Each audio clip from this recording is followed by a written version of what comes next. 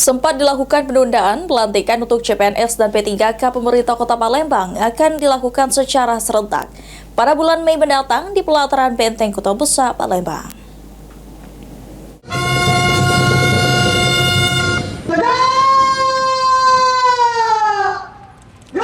Sebelumnya pelantikan CPNS dan P3K akan dilakukan penundaan hingga tahun 2026. Namun pemerintah pusat memastikan pelantikan calon pegawai negeri sipil CPNS paling lambat akan dilakukan pada bulan Juni 2025.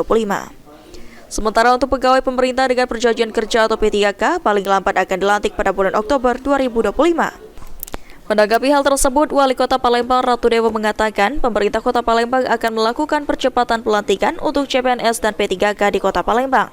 Rencananya, pelantikan CPNS dan P3K di Kota Palembang akan dilakukan secara serentak di pelataran Benteng Kota Besar Palembang pada bulan Mei 2025. Kaitan dengan masalah CPNS dan P3K, karena kita sudah dapatkan surat paling lambat itu di 1 Juni dan 1 Oktober.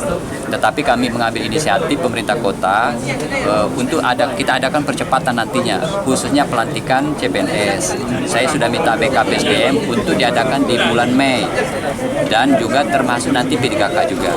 Walaupun di bulan Juni dan Oktober, tapi kita ingin dipercepat di bulan Mei. Insya Allah ke depan semuanya akan kita laksanakan di BKP secara serentak nanti.